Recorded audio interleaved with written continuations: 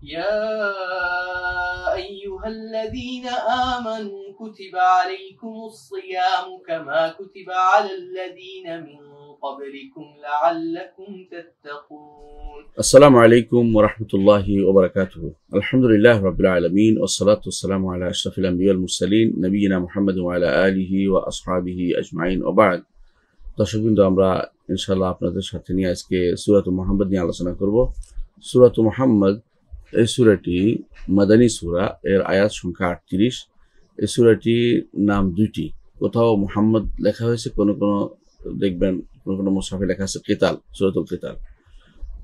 উভয় নামটি প্রসিদ্ধ। এর মধ্যে মুহাম্মদ নামটি হচ্ছে মাসুর, বা যেটাকে বলা হয় তাওকিফি, বা যেটা রাসূলুল্লাহ সাল্লাল্লাহু আলাইহি ওয়াসাল্লাম ব্যবহার করেছেন, সাহাবায়ে কেরাম ব্যবহার করেছেন।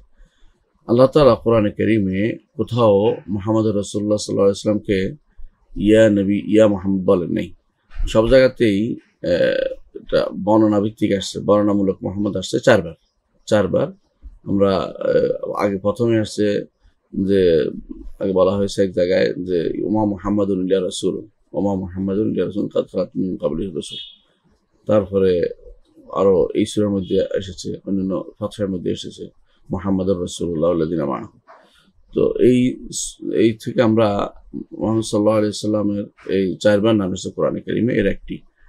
তো এটা মাদানী সূরা, আমরা আগে বলেছি।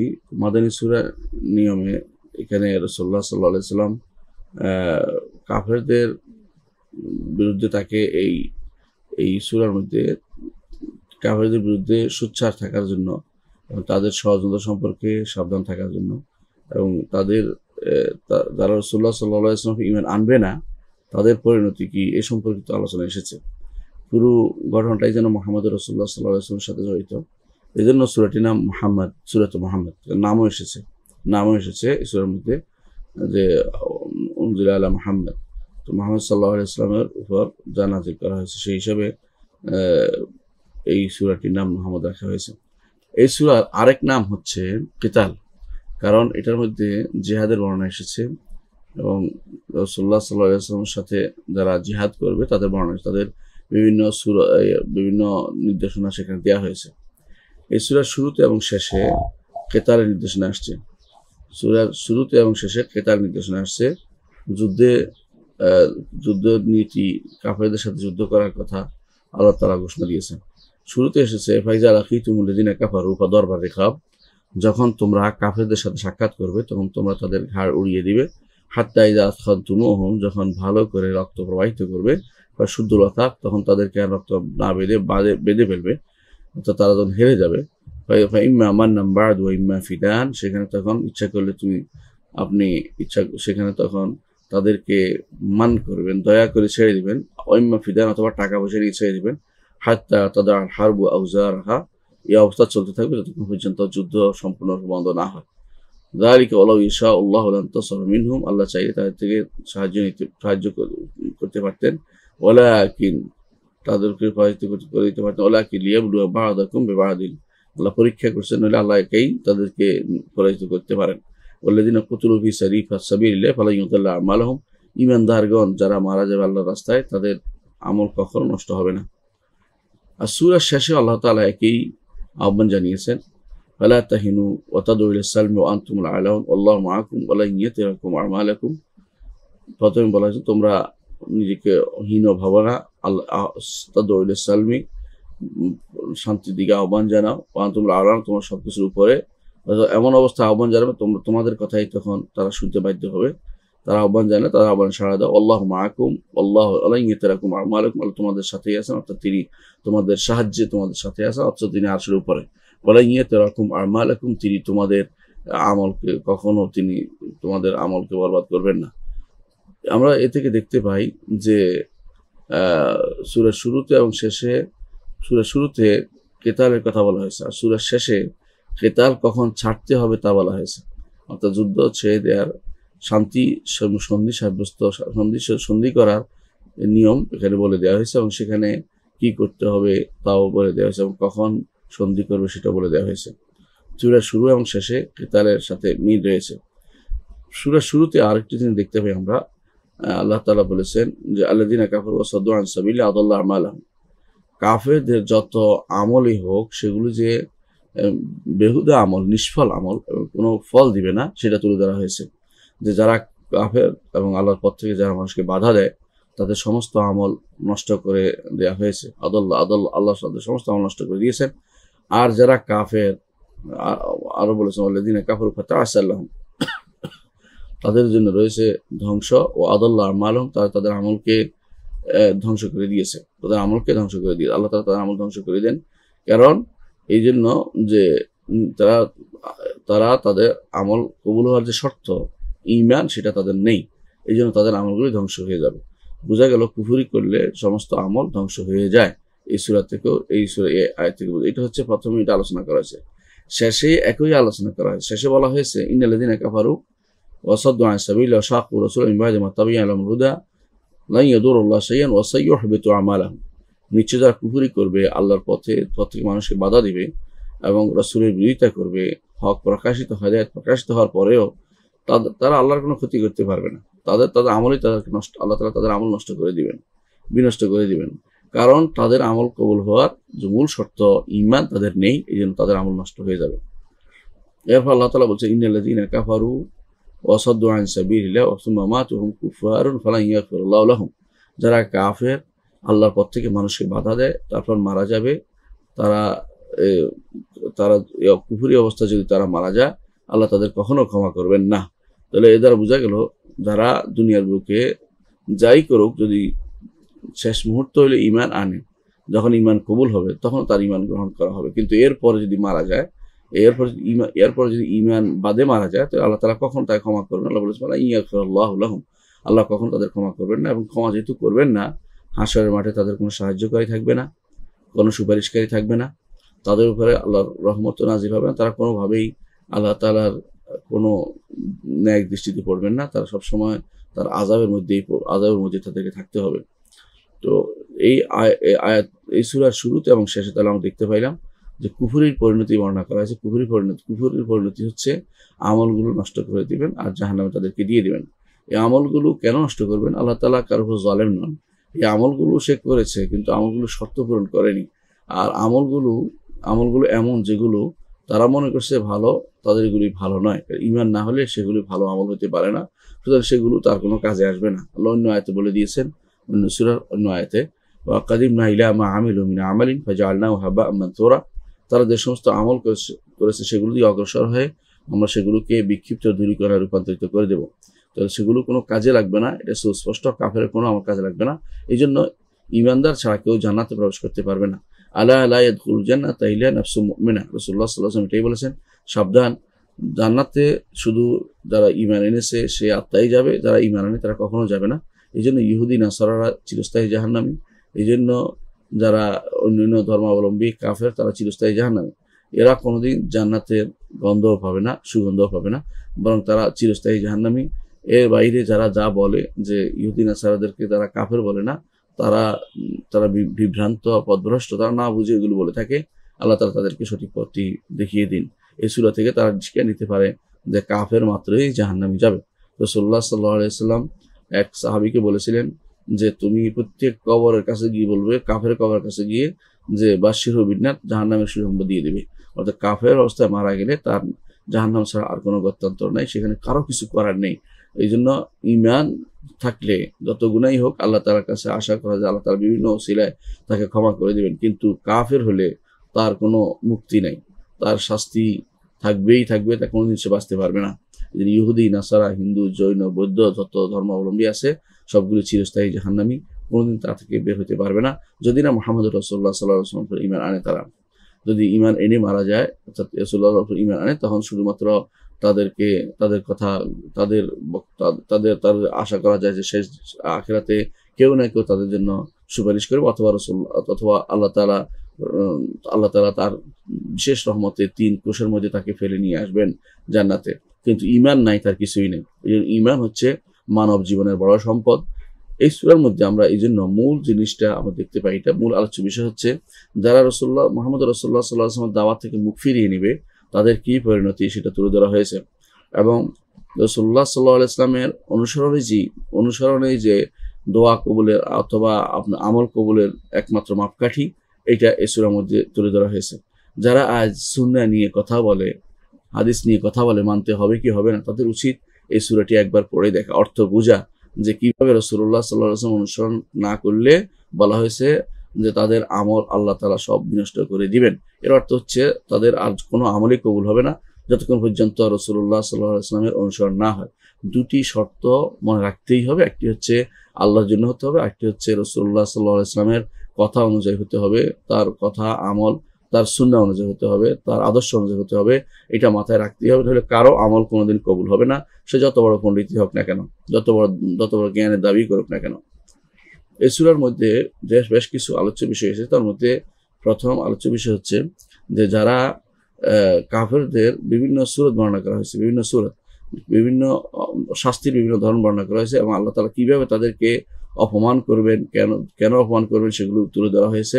যারা আল্লাহর কথা শোনে না, আল্লাহর কথা মানে না, তার কথার বিরুদ্ধে চলে এবং তার বিরুদ্ধে মানুষদেরকে পথ আটকায়, মানুষদেরকে হেদায়েতের পথে বিভিন্নভাবে বাধা তৈরি করে, তারা হেদায়েতের পথের সামনে তারা দাঁড়ায়, বিভিন্ন নিজের পক্ষ থেকে থিওরি দিয়ে, নিজের পক্ষ থেকে বিভিন্ন নিজের গবেষণালব্ধ জিনিস দিয়ে আল্লাহর পথ থেকে মানুষকে দূরে সরিয়ে দিচ্ছে, তারা সবাই শাস্তির সম্মুখীন হবে। এই সূরার মধ্যে আল্লাহ তাআলা প্রথম এটা বলেছেন। আল্লাহ তাআলা তারপর এটাও বলেছেন যে ইজ্জত কাদের জন্য, সম্মান কাদের জন্য। আল্লাহ তাআলা বলেছেন ইজ্জত হচ্ছে লিল্লাহি ওয়া লিরাসূলিহি ওয়া লিল মুমিনিন, ঈমানদারদের জন্য ইজ্জত, ঈমানদারদের জন্য সর্বোচ্চ মর্যাদা আল্লাহ তাআলা রেখেছেন। দুনিয়ার বুকেও তাদেরকে মানুষ ভিন্নভাবে স্মরণ করে, আর আখিরাতে তাদের মর্যাদা দেখে অনেক, তাদের মর্যাদা দেখার মতো ঈর্ষান্বিত মর্যাদা হবে, এবং মানুষ সেটার দিকে তাকিয়ে থাকবে।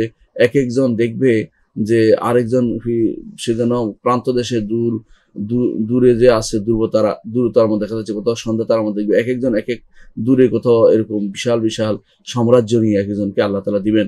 বিশাল সাম্রাজ্য, পৃথিবীর মতো 10টি যদি হয় কত বড় সাম্রাজ্য দিবেন একটু চিন্তা করে দেখেন। এরকম ইমানদারের জন্য আল্লাহ তাআলা সর্বশেষ যে জান্নাতে যাবে তার জন্য 10টি পৃথিবী দিবেন। এত বিশাল সাম্রাজ্য দেখবেন, সেটা সম্মানের বিশাল, সে রাজত্ব ইমানদার করবে যদি কোনো ঈমানের উপর থাকতে পারে। আল্লাহ আমাদেরকে ঈমানের উপরে সবসময় আমাদেরকে ঈমানের উপর রাখুন। মৃত্যু আমাদের ঈমানের উপর দিন, এবং ঈমানের উপর টিকে থাকার তৌফিক আমাদেরকে দিন। এই সূরার মধ্যে ঈমানদারদেরকে তোমরা যুদ্ধ ছেড়ে দেবে যতক্ষণ পর্যন্ত না কাফেরদের অপমান আসে, যতক্ষণ পর্যন্ত না কাফেরদের হাতে তোমাদের শাস্তি যথাযথভাবে প্রয়োগ হয়। তবে মনে রাখতে হবে এই যুদ্ধের নির্দেশনা অবশ্যই যে কোনো রাষ্ট্রপ্রধান অথবা যে কোনো শক্তিশালী কোনো নেতৃত্বের অধীন হতে হবে, যার নেতৃত্ব গ্রহণযোগ্য এরকম যুদ্ধ হতে হবে। কয়েকজনে মিলে যুদ্ধ করা, যে আমরা কাউকে গোপনে মেরে আসি অথবা আঘাত করে আসি অথবা কয়টা বোমা ফুটিয়ে আসি, এটা কিন্তু উদ্দেশ্য কখনো নয়। নিয়মতান্ত্রিক যুদ্ধের কথাই বলা হচ্ছে। নিয়মতান্ত্রিক যুদ্ধ মুসলিমরা চালিয়ে যাবে না, কেউ যদি না চালায় তারা গুনাহগার হবে।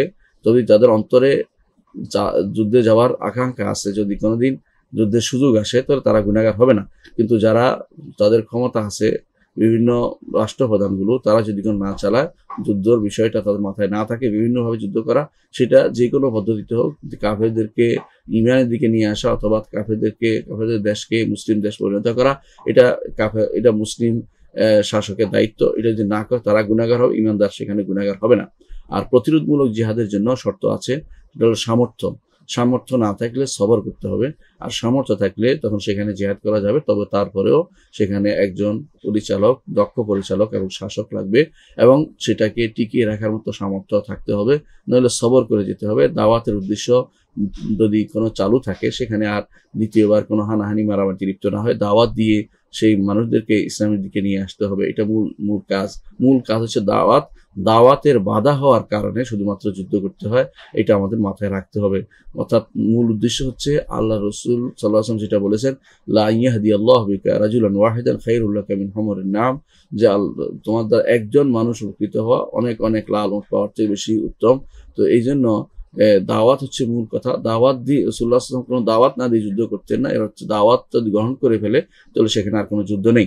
আমরা দাওয়াতের সুযোগ এখন পাচ্ছি বিভিন্ন মাধ্যমে, সেভাবে দাওয়াতের কাজ যদি কোনো বলিয়ান করতে পারি, তাহলে আমাদের আর মারামারি হানাহানিতে প্রয়োজন হবে না।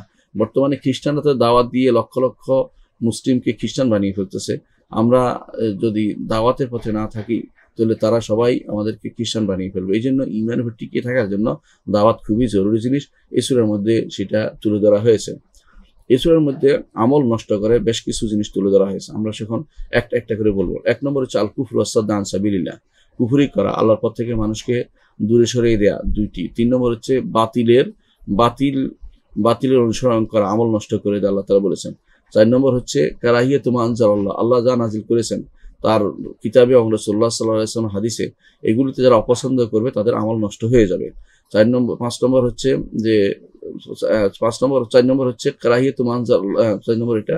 5 নম্বর হচ্ছে যে রাসূলের বিরোধিতা, শাকুর রাসূল বিরোধিতা যারা করবে তাদের সমস্ত আমল নষ্ট হয়ে যাবে, 6 নম্বর হচ্ছে রিয়া, অর্থাৎ লোক দেখানো কাজ করলে তাদের আমল নষ্ট হয়ে যাবে। এবং 7 নম্বর হচ্ছে মুনাফিকি করলে তাদের আমল সব নষ্ট হয়ে যাবে। আর 8 নম্বর হচ্ছে রিদ্দা, আল্লাহর পথ থেকে কেউ যদি কোনো মুরতাদ হয়ে যায়, আল্লাহর দিন থেকে মুখ ফিরিয়ে মুরতাদ হয়, তাদের সমস্ত আমল নষ্ট হয়ে যাবে। এবং 9 নম্বর হচ্ছে কুফরের উপরে মারা গেলে তাদের সমস্ত আমল নষ্ট হয়ে যাবে। তাহলে আমরা দেখতে পাচ্ছি যে 10 নম্বর হচ্ছে আল্লাহর দিন থেকে মুখ ফিরিয়ে থাকলে তাদের আমল সব নষ্ট হয়ে যাবে। 10টি কারণে একজন মানুষের যাবতীয় আমল নষ্ট হয়ে যায়। এর মূল কথা হচ্ছে সবগুলি হচ্ছে কুফরের এলিমেন্টস, অর্থাৎ সবগুলি হচ্ছে এগুলির কারণে কাফের হয়ে যায়। কেউ যদি কোনো কুফরি করে তো তেমনি কাফের হয়, তেমনি আল্লাহর দিন থেকে মানুষকে বাধা দিলে, দিনে ঢুকা থেকে, দিন পড়া থেকে, দিন জানা থেকে, তাহলে তার সমস্ত আমল নষ্ট হয়ে যায়, সে কাফের হয়ে যায়। বাতিল অনুসরণ করলে, যে নেবুদি ইচ্ছাকৃত বাতিল অনুসরণ করছে, আল্লাহর দিনের হক অনুসরণ করা ছেড়ে দিয়েছে, সে তারও আমল নষ্ট হয়ে যায়, সে কাফের হয়ে যায়। আল্লাহ যা নাজিল করেছেন তা অপছন্দ করলে সেও কাফের হয়ে যায় এবং তার সমস্ত আমল নষ্ট হয়ে যায়। রাসূলের বিরোধিতা করলে সেও কাফের হয়ে যায়, তার সমস্ত আমল নষ্ট হয়ে যায়। লোক দেখানোর কাজ করলে, যদি দেখানোর জন্যই সমস্ত কাজ করা হয়, সেটাও তার আমল নষ্ট হয়ে যায়, সে কাফের হয়ে যায়। এবং মুনাফিকি করলে তার সমস্ত আমল নষ্ট হয়ে যায়, সেও কাফের হয়ে যায়। আর মুরতাদ হলে সেও তার সমস্ত আমল নষ্ট করে দেয় এবং কাফের হয়ে যায়। কুফুর উপর মারা গেলে সেও তার সমস্ত আমল নষ্ট হয়ে যায় এবং সে কাফের হয়ে যায়। সবশেষে আল্লাহর দিন থেকে মুখ ফিরিয়ে থাকলে, যে পড়বো না, পড়াবো না, পড়তেও দিব না, এরকম অবস্থা যারা আছে তাদের সমস্ত আমল নষ্ট হয়ে যায় এবং তারা কাফের হয়ে যায়। এই 10টি সূরত এই হাদিসের মধ্যে বর্ণিত হয়েছে বিভিন্নভাবে, এটা আমরা এই হাদিস থেকে নিতে পারি। 5ম যে জিনিসটি আলোচনা হচ্ছে যে যারা কৃপণতা করে, তারা আল্লাহ তাআলা তাদেরকে দুনিয়ার বুকে তাদের সম্পদ দিয়ে কাজে লাগান না, আখিরাতের কাজে লাগবে না বলেই তারা কৃপণ করে। দ্বারা বোঝা গেল আল্লাহ তাদেরকে অপমানিত অবস্থায় ছেড়ে দিচ্ছেন, তাদের সম্পদ তো কাজে লাগে না, আগে দুনিয়াতেও না, আখিরাতেও না। এই জন্য কোরআনে কারীমে এই সূরার মধ্যে বুখল ওয়া মান ইয়াবখাল ফাইন্নামা ইয়াবখালু আন নাফসি, নিজের ক্ষতি করে সেটাই বলা হচ্ছে। অর্থাৎ কৃপণতা ঈমানদারের কোনো গুণ হতে পারে না, কিফাদার কুফরির গুণ, কাফেরদের গুণ, এটা আল্লাহ তাআলা উল্লেখ করেছেন। এই সূরার মধ্যে আরও যে জিনিসগুলো এসেছে তার মধ্যে হচ্ছে যে আত্মীয়তার সম্পর্ক কর্তন করা বড় কবিরা গুনাহ, এটা উল্লেখ করা হয়েছে এবং সেটা আল্লাহ লানত পাওয়া উপযোগী করে ফেলে, সেটাও বর্ণিত হয়েছে। এই সূরার মধ্যে আরও এসেছে যে মানুষকে আল্লাহর কথা জানার জন্য যেই সেন্টারটা মানুষের, সেটা হচ্ছে কলব দিয়ে সেটা বুঝতে হবে, মাথা দিয়ে নয়, ব্রেন দিয়ে নয়। কলবের মধ্যে সেটা এসে প্রথমে যুক্ত হয়, সেটা এরপরে মাথায়, সেটার মধ্যে সম্পর্ক তৈরি হয়, তারপরে সেটা মানুষ বুঝতে পারে। কোনো মানুষ মনে করে যে মানুষের ব্রেনে শুধুমাত্র বুঝে, সেটা নয়, বরং বুঝা জিনিসটা তার অন্তরের মধ্যে আসে, সেখান থেকে ব্রেনে যায়, ব্রেনে সেটাকে সাপোর্ট করে বা পক্ষে বিপক্ষে বলে, তারপরে অন্তর সেটাকে ঘোষণা দেয়। তাহলে বোঝা গেল যে মূল কেন্দ্র হচ্ছে কলব। আও আলকা সামরা হুয়া শাহিদ, সেখানে সূরার মধ্যে 26 নম্বর আয়াতে আল্লাহ তাআলা সেটা বলেছেন যে কলবটাকে অবশ্যই কেন্দ্রবিন্দু মনে করতে হবে। এই কোরআনে কারীমের বহু জায়গাতে কলবটাকে কেন্দ্রবিন্দু মনে করা হয়েছে। কলব কি জিনিস? হৃদপিণ্ড কিভাবে কাজ করে, এটা তো টুকরা, এটা কিভাবে কাজ করে সেটা আমরা জানি না, আল্লাহ তাআলা সেটাই কাজ করার ব্যবস্থাপনা করে দেন। সেটার মধ্যে যদি এই জন্য শুধু ব্রেনে অনেকেই কিছু বুঝতে পারে না, ব্রেন আছে, অনেক কিছু বোঝা যায় না, তখন পর্যন্ত হৃদযন্ত্রের কি কাজ না করে সেই ঈমানদার কিছুই বুঝতে পারে না, কাফের কিছু বুঝতে পারে না। তো এই জন্য দুইটার সম্মিলনে মানুষের সেটা চিন্তা চেতনা বের হয়, এই সূরা থেকে আমরা বুঝতে পারি। এই সূরা থেকে আরও বুঝতে পারি যে জান্নাতীরা তাদের ঘরকে যথাযথভাবে চিনতে পারবে, যে এটা আমার বাড়ি, এটা আমার ঘর। দুনিয়ার বুকে নিজের বাড়ি চিনতে যেমন অসুবিধা হয় না, আখিরাতে যাদের নিজস্ব বাড়ি চিনতে কোনো অসুবিধা হবে না। এই সূরার মধ্যে আমরা দেখতে পারি রাসূলুল্লাহ সাল্লাল্লাহু আলাইহি ওয়াসাল্লাম মক্কাতে 13 বছর দাওয়াত দিয়েছেন, মক্কাতে আর তাওহীদের দিকে। তারপরে যখন এরপরে যখন আল্লাহ তাআলা তাকে তারপরে এই সূরাতে আল্লাহ তাআলা তাকে হিজরতের নির্দেশনা দিয়েছেন, কারণ তাওহীদ সবকিছুর আগে, এরাই কোনো কিছু দেওয়া যাবে না। তাওহীদকে সংরক্ষণের জন্য হিজরত করা যাবে। আজ আমাদের ভাইরা, অনেক ভাই তাওহীদকে নষ্ট করার জন্য হিজরত করে, এটা অত্যন্ত দুর্ভাগ্যের বিষয়। এবং আমাদের অনেক ভাই তাওহীদের গুরুত্ব না দিয়ে অন্য জিনিসের গুরুত্ব দিয়ে থাকে। এই দুটি জিনিসেই এই সূরার নির্দেশনার বিপরীত। আশা করি আমরা এই সূরা থেকে আমরা শিক্ষা নিতে পারি। আল্লাহ তাআলা আমাদেরকে যথাযথভাবে শিক্ষা নেওয়ার তৌফিক দান করুন। দর্শক, কিন্তু আমরা এখন সূরাতুল ফাতহ নিয়ে আলোচনা করব। ফাতহ শব্দের অর্থ হচ্ছে বিজয়। ফাতহ শব্দের অর্থ হচ্ছে বিজয়, অর্থাৎ আল্লাহ তাআলা এই সূরার মধ্যে যে বিজয়টির কথা আলোচনা করেছেন তা হচ্ছে হুদাইবিয়া। হুদাইবিয়া সন্ধিকে ফাতহ বিজয় বলা হয়, কারণ এই সন্ধির পরে মুসলিমদের সংখ্যা দলে দলে বেড়ে যায়, দলে দলে বেড়ে যায়। বরং মুসলিমরা একটি শক্তি হিসাবে কাফেরদের কাছে তখন মেনে নিতে বাধ্য হয় যে মুসলিমরা একটা শক্তি। এই জন্য এটা একটা বিজয়। যত রকমের শর্তই তখন অপমানজনক মনে হয়েছিল, কিন্তু পরবর্তীতে সেটা বিজয় হিসেবে দেখা দিয়েছিল। এই জন্য আলী রাদিয়াল্লাহু আনহু তিনি যখন তার কাছে প্রস্তাব পাঠানো হলো সন্ধির, তখন তিনি রাজি হয়ে গিয়েছিলেন সঙ্গে সঙ্গে এবং বলেছিলেন যে আমি মনে পড়ে হুদাইবিয়ার কথা, যেখানে আমরা সবাই খুব বিরক্ত হচ্ছিলাম যে এইরকম শর্ত কেন দেওয়া হচ্ছে, কিন্তু রাসূলকে বিজয় করে বলেছেন, তার কাছে আয়াত নাযিল হয়ে সেটাকে বিজয় বলা হয়েছে। আমিও মনে করি যে এখন যে সন্ধি হবে সেটা অবশ্যই বিজয়ের। এটাই হচ্ছে বিশুদ্ধতম বর্ণনা। আলী রাদিয়াল্লাহু আনহু বিরোধিতা করেছেন, এই কথা সত্য নয়, এটা একটা বানোয়াট বর্ণনা। তারপরে এই কথাও সত্য নয় যে মুআবিয়া আমর ইবনে আস রাদিয়াল্লাহু আনহু, আবু মুসা আশআরী রাদিয়াল্লাহু আনহু দুজনে বসছিলেন এবং দ্রুততা করে আমর ইবনে আস আপনি বলেন বলে ওনাকে দিয়ে বলাইছে। এগুলো পুরো কথা, মিথ্যা কথা। এগুলি কেউ বিশ্বাস করার, এগুলি আমাদের সমস্ত বইতে লেখা আছে, বিশেষ করে তথাগত চিন্তাবিদদের বইয়ের মধ্যে এগুলি দিয়া তারা সাহাবীদের চরিত্রে কলঙ্ক লেখন করা হয়েছে। এরকম কোনো ঘটনাই ঘটেনি। এটা শিয়ারা বানিয়েছে। কি জন্য বানিয়েছে? আবু মেখনাফ লুত ইবনে ইয়াহিয়া সেটা বানিয়েছে, যাতে করে তারা মনে করতেছে আলী রাদিয়াল্লাহু আনহুকে বীর পুরুষ বানাচ্ছে, যে তিনি সন্ধি চাননি। বরং তার কাছে যখন একটি কোরআন পাঠানো হলো সে কারো মাধ্যম দিয়ে, তখন তিনি বলেছেন আমি সন্ধি করবো যে কোনো মূল্যে, কারণ সন্ধিটাই খুব দরকার। মুসলিমদের মধ্যে যুদ্ধ হচ্ছে, সন্ধি খুব সেটা বেশি দরকার, সেটা গ্রহণ করে নিয়েছিলেন। এই বর্ণনাটি বেশি শুদ্ধ, এটা মনে রাখতে হবে। ওইটা শুদ্ধ না যে কোরআন সবাই বর্ষার আগে কোরআন তুলেছিল। এত কোরআন যুদ্ধের ময়দানে কে নিয়ে আসছিল? এগুলো মিথ্যা কথা। এত কোরআন তখন লেখা হতো না। সুতরাং মনে রাখতে হবে এগুলি মিথ্যা কথা। এই বর্ণনাটা পুরোটাই মিথ্যা। এটার উপর নির্ভর করে অনেকেই বিভিন্নভাবে সাহাবায়ে কেরাম কলঙ্ক লেখন করেছেন। বরং কি করেছে, মুআবিয়া রাদিয়াল্লাহু আনহু গোপনে একজনকে দিয়ে কোরআন পাঠিয়েছেন আলী রাদিয়াল্লাহু আনহু, আমরা কোরআনের উপরে আমরা কোরআন যেভাবে বলে সেভাবে আমরা সন্ধি করব। আলী রাদিয়াল্লাহু আনহু নিজে একাই সিদ্ধান্ত নিয়ে নিয়েছেন যে আমি অবশ্যই সন্ধি করব। সবাইকে নিতে বাধ্য করেছেন। এই জন্য তাদের থেকে খাওয়ারেজরা বেরিয়ে গিয়েছিল যে আমাদের কথা বলা হয়নি, আমাদের কথা শোনা হয়নি। কিন্তু মূল ঘটনা এটাই ছিল, সেখানে কোনো বর্ষার উপরে কোরআন তোলা হয়নি। এই জাতীয় জিনিসগুলো তারা বলে থাকে, মিথ্যা কথা বলে থাকে। আমরা এটা এই জন্য বললাম যে হুদাইবিয়ার সন্ধি যে কত যুগান্তকারী জিনিস, এবং এটা যে কত দরকার আমাদের মুসলিমদের বিভিন্ন সময় বিভিন্ন অবস্থার পরিপ্রেক্ষিতে সন্ধি যে কত গুরুত্বপূর্ণ, এবং সেটা তো আমাদের জন্য বিজয় হিসেবে দেখা দেবে, সেটা এই সূরা থেকে আমরা বুঝতে পারি। এই জন্য সূরার একটি নাম হচ্ছে আল ফাতহ, সূরাতুল ফাতহ। এই জন্য আল্লাহ তাআলা হুদাইবিয়ার সন্ধির কথা যেমন উল্লেখ করেছেন ফাতহ হিসাবে, তেমনিভাবে অন্যান্য যুদ্ধের কথা যে সামনে আসবে, যে সেটার কথা উল্লেখ করেছে। সেটা ইঙ্গিত করেছেন আল্লাহ তাআলা যে অচিরেই তোমরা কিছু জায়গা জয় করবে, অর্থাৎ বনি নাজিরের এলাকা এবং খাইবারের এলাকা, সেগুলো সবই জয় করবে। এই সূরার মধ্যে সেগুলো ইঙ্গিত জয় করেছে এবং করবে। বনি নাজির আগে করেছে এবং তারপরে সেই যুদ্ধের কথাও আল্লাহ তাআলা উল্লেখ করেছেন, খাইবার বিজয় হবে সেটা দিয়ে ইঙ্গিত করেছেন। এবং আল্লাহ তাআলা রাসূলকে যা দান করেছেন সেটাও এই সূরার মধ্যে ইঙ্গিত করেছে। এই জন্য সেটা নাম সূরাতুল ফাতহ যথাযথভাবে হয়েছে। আমরা আগে বলি সূরাটি মাদানী সূরা এবং তার আয়াত সংখ্যা 29।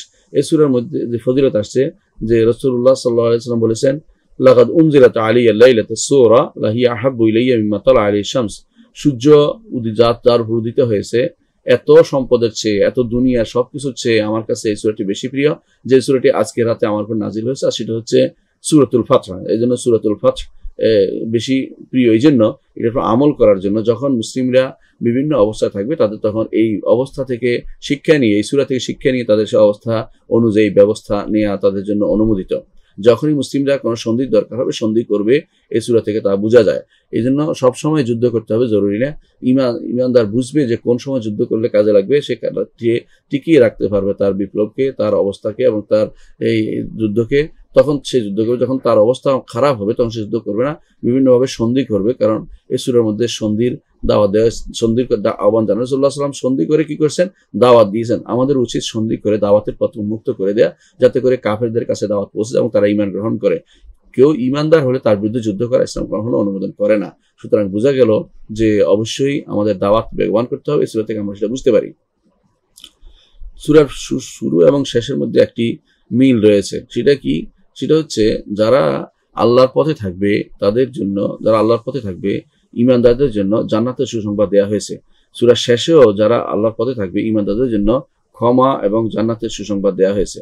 সূরার প্রথমে বলা হয়েছে লিইউদখিলাল মুমিনিনা ওয়াল মুমিনাতি জান্নাতিন তাজরি মিন তাহতিহা আল-আনহার খালিদিনা ফিহা ওয়া ইউকাফিরু আনহুম সাইয়্যাতিহিম ওয়া কানা যালিকা ইনদাল্লাহি ফাওজান আযীমা। এই সূরার ৫ম নম্বর আয়াতে আল্লাহ তাআলা বলেছেন যাতে করে আল্লাহ তাআলা কি বিজয় দিচ্ছেন, বিজয় কেন দিয়েছেন? যাতে ঈমানদারদেরকে তিনি জান্নাতে প্রবেশ করাতে পারেন, যে জান্নাতের নিচ দিয়ে নহরসমূহ প্রবাহিত এবং সেখানে তার চিরস্থায়ী হবে, এবং তাদের আমলসমূহ ক্ষমা করে দিতে পারেন, গুনাহসমূহ ক্ষমা করে দিতে পারেন এবং বদআমলগুলো ক্ষমা করে দিতে পারেন, এবং তাদেরকে এটাতে তাদের জন্য মহা সাফল্য এটা আল্লাহ তাআলা উল্লেখ করেছেন। এর অর্থ হচ্ছে আল্লাহ তাআলা এই বিজয়টা দিয়েছেন এই জন্য যাতে করে ঈমানদাররা ঢুকতে পারে জান্নাতে প্রচুর পরিমাণে, যেটা জোর মানে দলে দলে যেন মানুষ ইসলামে প্রবেশ করতে পারে সে সুযোগ ব্যবস্থাপনা করে দিয়েছেন এবং তাদের পরিণতি হচ্ছে জান্নাত, সেটা বলে দিয়েছেন। ঠিক শেষেও আল্লাহ তাআলা এই সূরার শেষে মুহাম্মাদুর রাসূলুল্লাহ ওয়াল্লাযিনা মাআহু আশিদ্দাউ আলাল কুফার, মুহাম্মদ রাসূলুল্লাহ এবং তার সাথে যারা আছে তারা কাফেরদের উপর কঠোর, ঈমানদারদের প্রতি দয়াবান, এবং তাদের দুটি উদাহরণ দিয়েছেন, তাওরাতে একটি, ইনজিলে একটি। ইনজিলে এবং তাওরাতে দুটি উদাহরণ দিয়েছেন। ইনজিলে উদাহরণ দিয়েছেন যে তারা, ইনজিলে লেখা আছে তারা রুকুকারী হবে, সেজদাকারী হবে, আল্লাহর সন্তুষ্টি অর্জনের জন্য সবসময় সন্তুষ্টি এবং আল্লাহ তাআলার দয়া অর্জনে সবসময় তারা প্রচেষ্টা চালাতে থাকবে। তাদের চেহারায় সাজদার চিহ্ন তাদের চেহারা পরিস্ফুটভাবে দেখা যাবে। আর ইনজিলের মধ্যে তাদের উদাহরণ দেওয়া হয়েছে এমন একটি গাছ যে গাছটি তার পাতা পল্লব নিয়ে বড় হয়েছে এবং যেটা শক্তিশালী হয়েছে, কাণ্ড শক্তিশালী হয়েছে এবং দেখতে চোখ জুড়িয়ে যায় এমন একটি গাছ। অর্থাৎ রাসূলুল্লাহ সাল্লাল্লাহু আলাইহি ওয়াসাল্লাম সাহাবীদের দেখতে এরকম চোখ জুড়িয়ে যাবে, তারা অত্যন্ত শক্তিশালী হয়েছে, এটা বলার উদ্দেশ্য। লিয়াগিজ এবং কুফার, কাফেররা এটা দেখে তাদের অন্তরে কষ্ট পায়। এই জন্য দুনিয়ার বুকে যারা রাসূলুল্লাহ সাল্লাল্লাহু আলাইহি ওয়াসাল্লাম সাহাবীদের দেখলে কষ্ট পায় তারা কাফের। এই আয়াত থেকে ইমাম মালিক রাহমাতুল্লাহ আলাইহি এই সিদ্ধান্ত নিয়েছেন। এই জন্য তিনি এটাও বলেছেন যে তারা, এই আয়াত থেকে বোঝা যাচ্ছে তারা কোনো ফাইয়ের অন্তর্ভুক্ত হবে না, গনিমতের পাবে না, কারণ তারা ঈমানদারদের অন্তর্ভুক্ত নয়। যারা রাসূলুল্লাহ সাল্লাল্লাহু আলাইহি ওয়াসাল্লামের সাহাবীদের উন্নতি দেখলে যাদের মধ্যে কষ্ট আসে তারা ঈমানদার হতে পারে না। ইউজিবুল লিয়াগিজ এবং কুফার ওয়াদাল্লাহু আল্লাযিনা আমানু ওয়া আমিলুস সালিহাত, শেষে বলা হচ্ছে আল্লাহ তাআলা ওয়াদা করেছেন ঈমানদারদেরকে আমল সালেহ যারা করবে ক্ষমা এবং উত্তম প্রতিদানের বড় প্রতিদান দিবেন আল্লাহ তাআলা। তাহলে বোঝা যাচ্ছে যে বিশাল প্রতিদান পেতে হলে ঈমান আমল সালেহ লাগবেই, এবং সেটা সূরার শুরুতে এবং শেষে আলোচনা করা হয়েছে।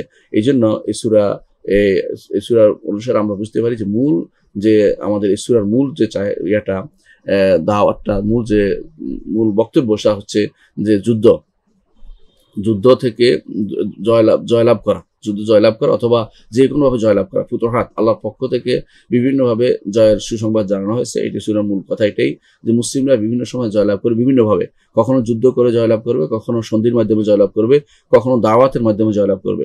অনেক দেশ আছে সেখানে শুধুমাত্র একজন মানুষ দাওয়াত দিয়েছে আর লক্ষ লক্ষ মানুষ ঈমান এনেছে। আমরা জানি যে এখন বর্তমানে মালদ্বীপে একজনও অমুসলিম নেই, সব মুসলিম। এর অর্থ হচ্ছে এই উপদ্বীপটি এক সময় ছিল, এই দ্বীপটি ছিল এক সময় সবাই মুসলিম ছিল না, কিন্তু একজন মানুষ দাওয়াত দিয়ে, একজন মানুষ আল্লাহর পথে দাওয়াত দিয়েছেন, তার দাওয়াতে সাড়া দিয়ে সবাই মুসলিম হয়েছে। দেখতে পারেন যে জয় কিভাবে হয়েছে। এর অর্থ দাওয়াতের মাধ্যমে জয়, এটা এই আগে থেকেও আল্লাহর পক্ষ থেকে নির্ধারিত। এই জন্য এই সূরার মধ্যে দাওয়াতের মাধ্যমে জয়ের গুরুত্বটি বেশি দেওয়া হয়েছে। যে মীমাংসা যখন হয়ে যায়, একটা সন্ধি যখন হবে, তখন মুসলিমরা সব জায়গায় ছড়িয়ে পড়তে পারবে, দাওয়াত দিতে পারবে। সেই কাজটি আমাদের বেশি করে করা উচিত। আর এই সূরার মধ্যে আল্লাহর পক্ষ থেকে তার নবী এবং উম্মতকে কি কি দেওয়া হয়েছে তার একটি পূর্ণ তুলে ধরা হয়েছে, লিস্টে তুলে ধরা হয়েছে। এর মাধ্যমে আমরা বুঝতে পারি যে আল্লাহর পক্ষ থেকে প্রচুর দান এই উম্মতকে করা হয়েছে এবং রাসূলকে দেওয়া হয়েছে, সেটা আমরা এই সূরার মাধ্যমে জানতে পারি। এসব আলোচ্য বিষয়গুলোর মধ্যে প্রথমে রয়েছে আল্লাহ তাআলা নবী সাল্লাল্লাহু আলাইহি ওয়াসাল্লামের যাবতীয় গুনাহ ক্ষমা করে দিয়েছেন এবং তাকে আল্লাহর পক্ষ থেকে তার নেয়ামতকে পূর্ণ করে দিয়েছেন। নেয়ামত কি? সেটা হচ্ছে শরীয়তকে পূর্ণ করে দিয়েছেন এবং তিনি যতক্ষণ পর্যন্ত দুনিয়া থেকে যাওয়ার যতক্ষণ পর্যন্ত তার চক্ষু শীতলকারী না হয়েছে ততক্ষণ পর্যন্ত দুনিয়া থেকে আল্লাহ তাআলা তাকে নেননি। অর্থাৎ তিনি চক্ষু শীতল হয়েছেন, দেখেছেন, যার দরজা খুলে নিজের দরজার পর্দা খুলে তিনি তাকিয়ে দেখেছেন সাহাবায়ে কেরাম নামাজ জামাতে সালাত আদায় করতেছে আবু বকর রাদিয়াল্লাহু আনহুর নেতৃত্বে। এটা দেখে তার অন্তর জুড়িয়ে যায়, খুশি হন এবং তিনি তখন বলেন আবু বকর ছাড়া আল্লাহ কারো উপর আল্লাহ রাজি হবে না, অর্থাৎ আবু বকর রাদিয়াল্লাহু আনহু পরবর্তী খলিফা হবে। তার অন্তর জুড়িয়ে গেছে, তারপর আল্লাহ তাআলা তাকে নিয়ে গেছেন। এই সূরার মধ্যে সেটা আল্লাহ তাআলা তুলে ধরেছেন যে তার নবীকে তিনি ক্ষমা করে দিবেন এবং তার নবীকে তিনি নিয়ে যাবেন। এই ক্ষমা করার অর্থ হচ্ছে গুনাহ থাকা জরুরি না, বরং তিনি ক্ষমা করে দিবেন। কিন্তু গুনাহ উল্লেখ আছে যেহেতু, এই জন্য আমরা উল্লেখ করেছি যে সেই গুনাহ বড় কোনো গুনাহ নয়, অর্থাৎ যেগুলো আউলার খেলাফ, উত্তমের বিপরীত কোনো কিছু যদি হয়েও থাকে সেটার জন্য আল্লাহ তাআলা তাকে আগে ক্ষমা করে দিয়েছেন। লিয়াগফিরাল্লাহু মা তাকাদ্দামা মিন যামবিকা ওয়া মা তাআখার, আগের পরে সব আল্লাহ তাআলা ক্ষমা করে দিয়েছেন, অর্থাৎ রাসূলের কোনো গুনাহ নেই, সেটাই আমাদেরকে বলতে হবে। দ্বিতীয় যে বিষয়টি এখানে আলোচনা হয়েছে, আল্লাহ তাআলা তার নবীকে কিভাবে সাহায্য করেছেন সেটা ইয়ানসুরাকাল্লাহু নাসরান আজিজা, বিশাল সাহায্য আল্লাহ তাআলা করেছেন। বদরের যুদ্ধ করেছেন, হুনাইনের যুদ্ধ করেছেন, অন্যান্য যুদ্ধ, খন্দকের যুদ্ধ করেছেন এবং বিভিন্ন যুদ্ধে আল্লাহ তাআলা তার নবীকে কিভাবে সাহায্য করেছেন আল্লাহ তাআলা সেটা তুলে ধরেছেন। 3 নম্বর হচ্ছে রাসূলুল্লাহ সাল্লাল্লাহু আলাইহি ওয়াসাল্লামের উপর এবং তার সাহাবীদের উপর আল্লাহ তাআলা সাকিনা নাজিল করে প্রশান্তি নাজিল করেছেন। এই প্রশান্তি হচ্ছে এমন যুদ্ধের ময়দানে যায় আসে মানুষের অন্তরে কোনো ভীতি থাকে না এবং তারা সাহসী হয়। এই জন্য আল্লাহ তার পক্ষ থেকে প্রশান্তি নাজিল করেছেন। এবং যুদ্ধের পরেও যখন আল্লাহ তাআলা পক্ষ থেকে যখন সন্ধি হলো, তখন এক একজনে এক এক রকমের চিন্তা করতে লাগলো, এই সন্ধি আমাদের মনোভূত হচ্ছে না, আমরা যুদ্ধ করবো, আমরা এখনো শক্তিশালী, ইত্যাদি ইত্যাদি।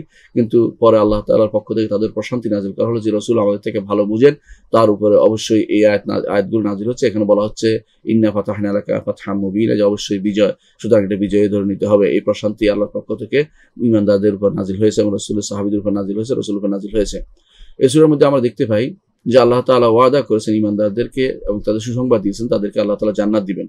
এই সূরার মধ্যে আরো দেখতে পাই আমরা যে এই সূরা ঈমানদারদের উপর আল্লাহ তাআলা সন্তুষ্ট হবেন, সন্তুষ্ট হয়েছেন, এটা আল্লাহ তাআলা সুসংবাদ দিয়েছেন। ঈমানদার হলে সন্তুষ্ট হবেন, ঈমান আনলে আল্লাহ তাআলা তখন তার উপর সন্তুষ্ট হন, এটা বিশ্বাস করতে হবে। এই জন্য সন্তুষ্ট হওয়াটা অনেকে অস্বীকার করে থাকে, বিশেষ করে যারা আশারি মাতুরিদি গোষ্ঠীর আছে তারা এগুলো অস্বীকার করে, তারা মনে করে সন্তুষ্ট হওয়ার অর্থ আল্লাহ তাকে জান্নাত দেয়া। না, আল্লাহ সন্তুষ্ট হন, এটা বিশ্বাস। আল্লাহ কারো উপর রাগ হন, আল্লাহ কারো উপর সন্তুষ্ট হন, এটা তো এখন হন, যখন কেউ অন্যায় করে তখন হন। এর অর্থ এই নয় যে আগে হয়ে গেছে, এরকম না।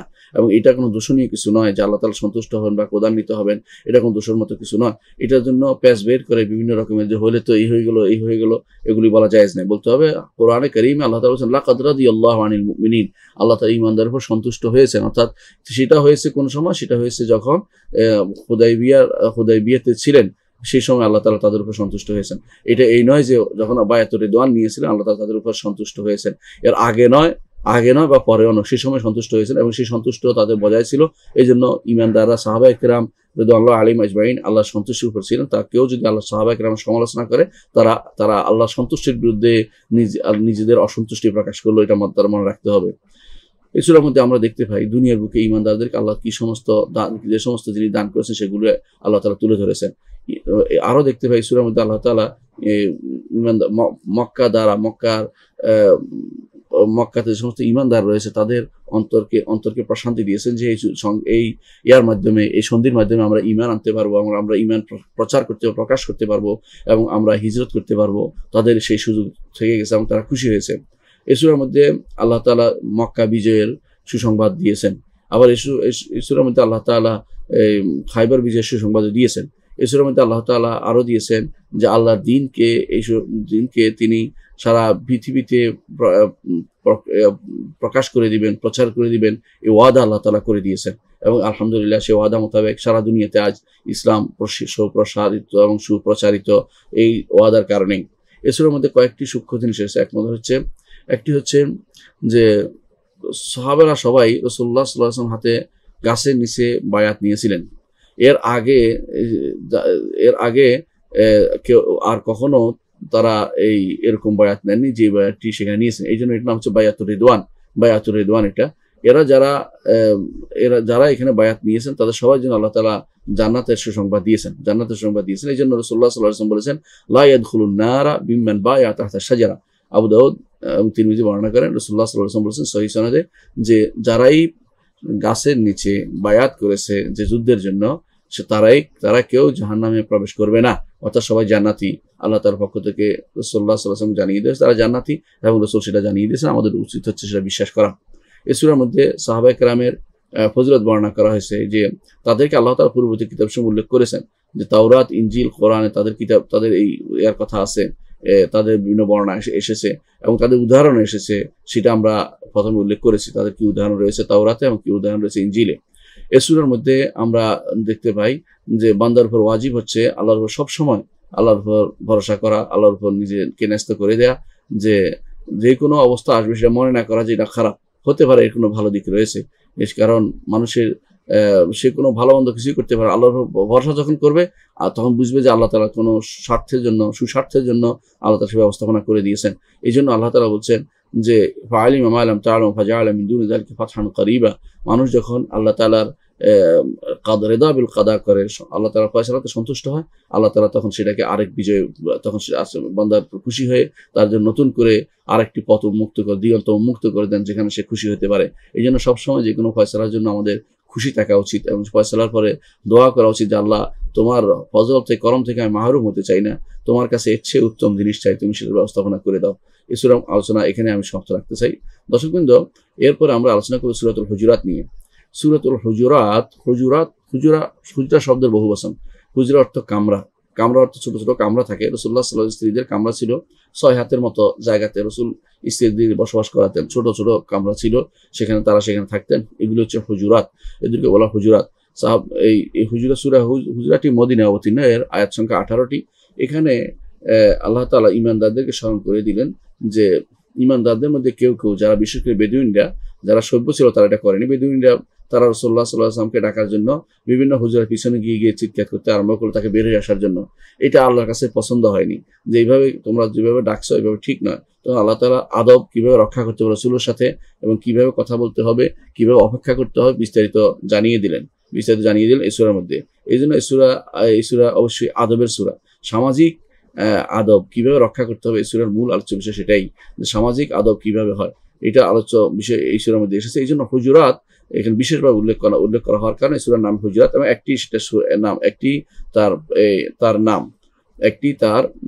তার তাওকিফি নাম বা যে নামটি সাহাবায়ে কেরাম রাসূলুল্লাহ সাল্লাল্লাহু আলাইহি ওয়াসাল্লাম থেকে এসেছেন সেটা হচ্ছে এই সূরা হচ্ছে সূরাতুল হুজুরাত। এই সূরার শুরুতে আল্লাহ তাআলা যারা তার দুটি গুণের কথা বর্ণনা করেছেন। একটি হচ্ছে তিনি সবকিছু শোনেন এবং সবকিছু জানেন। যারা রসুলের দরবারে বাড়াবাড়ি করে না, রসুলের সামনে অগ্রণী হয় না, রসুল যা বলেন তা শুনে অগ্রিম কথা বলে না, আগ বাড়িয়ে কথা বলে না, আল্লাহ তাআলা বলছেন তাদের তাকওয়া আছে, এটা আল্লাহ তাআলা জানেন এবং শোনেন। এই দুটি গুণ আল্লাহ তাআলা উল্লেখ করেছেন। এই সূরার শেষেও আল্লাহ তাআলা এই জ্ঞানের কথাটি উল্লেখ করেছেন। আল্লাহ তাআলা বলছেন যে আতুআল্লিমুনাল্লাহ বিদীনিকুম, আল্লাহকে তোমরা দিন জানাচ্ছ? কখনো না। অর্থাৎ অনেক মুনাফিকরা, তারা মুসলিমরা, বেদুইনরা এসে বলতো ইসলাম গ্রহণ করেছি বোঝানোর জন্য যে আমরা একটা বিশাল কাজ করে ফেলছি। তো আল্লাহ তাআলা তো জানেন কে ঈমান গ্রহণ করেছে, তার অন্তরে ঈমান ঢুকছে কার। এই জন্য আল্লাহ তাআলা বলছেন আতুআল্লিমুনাল্লাহ বিদীনিকুম, আল্লাহকে তোমরা জানাচ্ছ, দিনের কথা খবর দিচ্ছ, আল্লাহ ভালো করে জানেন। অনেকে আমরা কিন্তু এটা করি আজ বিভিন্নভাবে দানের বিষয়টি জানানোর জন্য ছবি তুলে রাখি, অথবা কাউকে সাথে দেখা হওয়ার জন্য ছবি তুলে রাখি, বড় কিছু হওয়ার জন্য করে রাখি। এগুলো সবই কিন্তু দেখানো।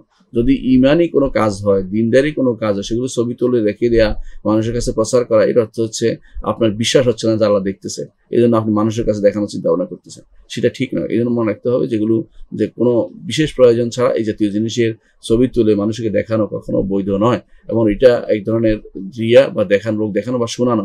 অথচ আল্লাহ তাআলা বলছেন আতুআল্লিমুনাল্লাহ বিদীনিকুম, তোমাদের দিনদারি বিষয়টা আল্লাহকে জানাচ্ছ। আল্লাহু ইয়ালামু মা ফিস সামাওয়াতি ওয়া মা ফিল আরদি আল্লাহু বিকুল্লি শাইইন আলিম, আসমান জমিনের যা কিছু আছে আল্লাহ ভালো করে জানেন এবং সবকিছু সম্পর্কে আল্লাহ যথেষ্ট খবর রাখেন, সব যথেষ্ট তিনি জানেন। এরপর আল্লাহ তাআলা বলছেন ইন্নাল্লাহা ইয়ালামু গায়বাস সামাওয়াতি ওয়াল আরদি আল্লাহু বাসীরুম বিমা তা'মালুন, আল্লাহ তোমাদের গায়েবের খবর রাখেন, আসমান জমিনের যত গোপন জিনিস সব তিনি জানেন এবং তোমরা যা করো সব তিনি দেখছেন। তাহলে তোমরা দেখানোর জন্য বলার কি দরকার আছে আমি এটা করেছি এটা করেছি? অনেকে সেটা করে থাকে, কোথাও দেখবেন যে এই করেছি সেই করেছি বলতে থাকে, এবং অনেকে বলে থাকে যে আমার এত খতম কোরআন আছে, আমার এই করেছি। এগুলো বলার অর্থ হচ্ছে যেন আমল যেন নষ্ট, মানুষকে বলে দেয়া। এমন কখনো বলবেন না। নিজে অবশ্যই গোপন রাখবেন কিছু জিনিস। হাসরের দিন আল্লাহ তাআলা আপনাকে তখন সেটা দেখেই আপনাকে খুশি, তখন আপনার খুশি লাগবে যে আমি গোপন রেখেছিলাম, আল্লাহ গোপন রেখে আমাকে সেটা খুশি করে দিয়েছে। যদি উৎসাহ দেওয়ার অর্থ সেটা ভিন্ন কথা, না হলে কখনো নিজের আমল বলে দিতে হয় না। ঈমান এনেছে বা আমল করেছে এগুলো বলে দিলেই সমস্যাটা তৈরি হয়ে যায়, এবং সেটা তখন আর আল্লাহ তাআলার কাছে সেটার আর কোনো সওয়াব প্রাপ্তি থাকে না। এই জন্য সূরার প্রথমে এবং শেষে আমাদেরকে আল্লাহ তাআলা সবকিছু জানেন এবং শুনেন সেটা দাঁড়িয়ে দিলেন। এর অর্থ হচ্ছে আমরা যাই করি না কেন সবাই জানবেন। তাছাড়া এই সূরার মধ্যে আল্লাহ তাআলা ঈমানদার অন্তর প্রশান্তি নাযিল করে, এই জন্য যে যত কিছুই আল্লাহ তাআলা নাজিল করেছেন, নির্দেশ দিয়েছেন, সবই আল্লাহর পক্ষ থেকে ওয়াহি। সুতরাং ওয়াহি যদি কোনো কেউ অনুসরণ করে সে প্রশান্তি আসবেই। এই সূরার মধ্যে সেটাও আগে এবং পরে সেটা তুলে ধরা হয়েছে। তো আমরা দেখতে পাচ্ছি যে মূল আলোচ্য বিষয় হচ্ছে এই সূরার মধ্যে, সেটা হচ্ছে যে সমাজকে কিভাবে চারিত্রিকভাবে উৎকর্ষ সাধন করা যায় সেটাই তুলে ধরা হয়েছে। সেটা কিভাবে যে রাসূলের সাথে সদ্ব্যবহার করতে হবে, মানুষের সাথে সদ্ব্যবহার করতে হবে, মানুষের খারাপ ধারণা করা যাবে না, মানুষের গীবত করা যাবে না, মানুষের পিছনে লাগা যাবে না, সিদ্ধান্বেষণ করা যাবে না। যেটা সে প্রচার করে দেয় সেটা বলা যাবে, কিন্তু প্রচার যেটা করে নাই, খুঁজে তার অন্তরে কি আছে সেটা বের করা, সেটার নামে তার নামে চালিয়ে দেয়া কিছু মানুষ যেভাবে চালাচ্ছে, এরা সবচেয়ে ক্ষতিগ্রস্ত। কারণ এর জন্য যদি তারা সত্যবাদী না হয়, আল্লাহ তাআলা অবশ্যই তাদের পাকড়াও করবেন। আর মিথ্যা যদি সত্যবাদী হয় তাহলে তারা গীবত হবে।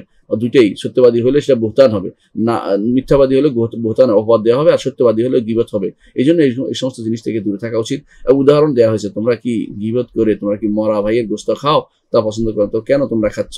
কিছু মানুষ আছে কাউকে সন্দেহ করবে বিনা কারণে এবং সন্দেহ করতে থাকবে, যতক্ষণ তার বিরুদ্ধে কোনো প্রসারিত না হয়, কোনো কিছু স্পষ্টভাবে সে প্রচার না করে দেয় অথবা প্রমাণিত না হয়ে যায়, ট্রুথ না হয়ে যায়, ততক্ষণ পর্যন্ত বলা অর্থ হচ্ছে, সন্দেহ করার অর্থ হচ্ছে নিজের বিপদ নিজে ডেকে আনা এবং হাসরের দিন তার বিরুদ্ধে প্রমাণ প্রতিষ্ঠা করার জন্য সুযোগ তৈরি করে দেয়। হাসরের দিন হয়তো ওই ব্যক্তি যার গীবত দেওয়া হয়েছে, বদনামি করা হয়েছে, এই ব্যক্তি হয়তো সামান্যতম ছাড় দিবে না, তার সবকিছু নিয়ে যাবে। এই জন্য একজন মানুষ যতক্ষণ পর্যন্ত তার অবস্থা প্রচার না করবে, ততক্ষণ পর্যন্ত কেউ গীবত অন্বেষণ করে, সিদ্ধান্ত অন্বেষণ করে তার পিছনে লেগে থাকা, এটা শরীয়ত অনুমোদন করে না।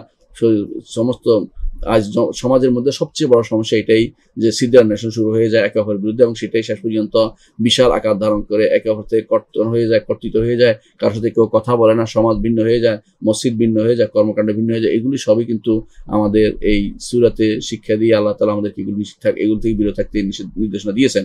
এই জন্য এই সূরার মূল আলোচ্য বিষয় হচ্ছে সামাজিক চারিত্রিক উৎকর্ষ সাধন এবং কিভাবে একজন মানুষ ঈমানদার তার অন্তরকে বিশুদ্ধ রাখবে, সমাজকে সুস্থ রাখবে, সেগুলি তুলে ধরা হয়েছে। এই সূরার মধ্যে যে সমস্ত বিষয় আলোচিত হয়েছে আমরা সেগুলো সংক্ষেপে আলোচনা করে শেষ করতে পারি। প্রথমত, আল্লাহর সাথে আদব রক্ষা করতে বলা হয়েছে। অনুরূপভাবে রাসূলুল্লাহ সাল্লাল্লাহু আলাইহি ওয়াসাল্লামের সাথে আদব রক্ষা করতে বলা হয়েছে এবং রাসূলের সামনে উঁচু স্বরে কথা বলতে নিষেধ করা হয়েছে এবং তাকে ডাকার সময় তার নাম ধরে ডাকতে নিষেধ করা হয়েছে। অর্থাৎ দুনিয়ার বুকে যারাই রাসূলুল্লাহ সাল্লাল্লাহু আলাইহি ওয়াসাল্লামের কথার উপরে কথা বলবে, দুনিয়ার বুকে রসুলের হাদিস আসছে, তারপর নিজের কথাকে সেখানে প্রাধান্য দিচ্ছে। রসুলের হাদিস আসার পরে নিজে কিয়াসকে প্রাধান্য দিচ্ছে। রসুলের হাদিস আসার পরে নিজে বিভিন্ন রকম যুক্তি খুঁজতেছে। এরা এই আয়াতের বিরোধী। মনে রাখতে হবে, রাসূলুল্লাহ সাল্লাল্লাহু আলাইহি ওয়াসাল্লামের সহিহ হাদিস কারোর কাছে এসে পৌঁছে যাওয়ার পরে সেটার উপর আমল করতে হবে। সেটা খবর ওয়াহেদ হোক, একজনে দিলেও আর অনেকজনে দিলেও সেটা বড় কথা নয়, বরং এটা হাদিসটা সহিহ হয়েছে, সনদ দ্বারা শুদ্ধ হয়েছে, এটা বড় কথা। এটাই সবসময় সাহাবায়ে কেরামের আমল ছিল এবং এটাই তাবেঈনদের আমল ছিল, ইমামদের এটাই আমল ছিল। তারা কোনোদিনই হাদিস কি খবর ওয়াহিদ হলো না মুতাওয়াতির হলো এ নিয়ে তাদের কোনো চিন্তা ছিল না। তাদের চিন্তা ছিল হাদিসটা শুদ্ধ হলো কিনা, এটা বড় কথা। এই জন্য দেখেন, তারা যখন দেখলো একজন তাদের খবর দিল যে কিবলা পরিবর্তন হয়ে কাবার দিকে চলে গেছে, তারা বলে নাই যে 10 জন এসে বলো, এটা বলে নাই। তারা সঙ্গে সঙ্গে কাবার দিকে ফিরে গেছে। তারা সবাই কাবার দিকে ফিরে গেছে, বাইতুল মাকদিস থেকে সালাতের ভিতরেই তারা ওই দিকে ফিরে গেল। এটা বুঝিয়ে দিলেন যে অবশ্যই রাসূলুল্লাহ সাল্লাল্লাহু আলাইহি ওয়াসাল্লাম থেকে একজন যদি সত্যবাদী কথা বলে সেটাও মেনে নিতে হবে, সেটা হচ্ছে খবর ওয়াহিদের প্রমাণ। কিন্তু যারা এর বিপরীতটা করে তাদেরকে তারা অবশ্যই রাসূলুল্লাহ সাল্লাল্লাহু আলাইহি ওয়াসাল্লামের সাথে আদব রক্ষা করেনি এবং তারা নিজের আমল নষ্ট করার জন্য বিভিন্নভাবে এই ষড়যন্ত্রে লিপ্ত রয়েছে। দ্বিতীয়ত, এই সূরার মধ্যে আমরা দেখতে পাই যে যদি কোনো সংবাদ আসে তা অবশ্যই শুদ্ধ কিনা তা জানতে হবে। যতক্ষণ পর্যন্ত শুদ্ধ না হবে ততক্ষণ পর্যন্ত সেটা গ্রহণ করা হবে না। এই জন্য হাদিস আসলেই যেগুলো দুর্বল হাদিস সেগুলো গ্রহণ করা যাবে না। কারণ দুর্বল হওয়ার কারণে হচ্ছে তার বর্ণনাকারীরা শুদ্ধ নয়, বর্ণনাকারীদের মধ্যে কেউ না কেউ সমস্যা আছে। যাদের সমস্যা আছে সেটা সাহাবায়ে কেরাম সবাই অদুল, তাদের সব সংবাদ গ্রহণ করতে হবে। এর বাইরে তাবেঈন, আইম্মে মাতুরিন থেকে শুরু করে যত বর্ণনাকারী আছে সবার মধ্যে কেউ গ্রহণযোগ্য আছে, কেউ অগ্রহণযোগ্য আছে। যারা গ্রহণযোগ্য আছে তাদের কথা গ্রহণ করা হবে, যারা অগ্রহণযোগ্য তাদের কথা গ্রহণ করা হবে না।